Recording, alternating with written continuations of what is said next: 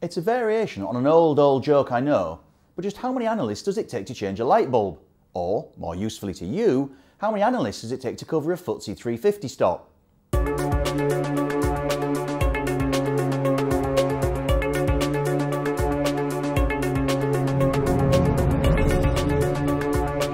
Hello, I'm Russ Mould, AJ Bell's Investment Director, and welcome to the latest edition of Breaking the Mould, our regular look at the financial markets. This week, I'm going to be studying the subject of analysts' research on companies and how you can use it when it comes to making your portfolio picks. And it's not necessarily in the manner that you might think. Now, this week's idea actually comes from a call from a customer, Mr. Reed, so thank you very much, and he was asking about analyst forecasts, where they come from and how reliable they are. Okay, well, I could bang on for ages and here and do it in a very biased way because I spent 12 years covering technology stocks for UBS Investment Bank. But I'm not going to. In fact, I'm going to look at how many analysts it does take to cover a stock and whether they really do add value or not. Now, I've looked at the FTSE 350, excluding investment trusts, or some 315 firms in all. Now, with a total market cap of £2.2 trillion, and our research shows there are 4,417 sets of recommendations and earnings forecasts out there. Now that equates to averages of 13.2 forecasts or analysts per stock and £547 million worth of market cap per analyst.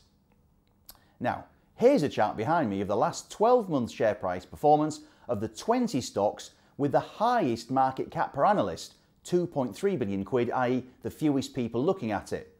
There we go. The average capital return was 2.1% and 10 of the 20 names went up. Now, you might think that's a fairly modest outcome, but it beats the 2.9% capital loss recorded by the FTSE All-Share over the same period. And it also includes some of the highest yielding stocks in the market. So the least 20 covered stocks would have done even better on a total returns basis.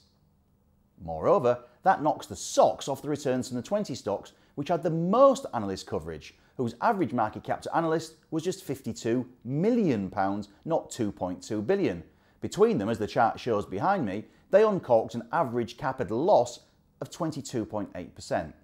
Now, okay, we can all make excuses here and say, but 10 of this rogues gallery are mining and oil stocks, so it's not really a fair comparison. But in the end, it is. This is because investment banks are deploying research time and human resource in these areas on those stocks quite consciously, not by accident. The 5 sectors overall with lowest market cap per analyst are in fact electronic and electrical equipment, industrial metals and mining, oil equipment and services, software and computer services, and industrial engineering. 2 are techie, 2 are resource related. So the research providers are still really focusing on 2 of the last 3 booms. Only banks and financials are conspicuous by their absence.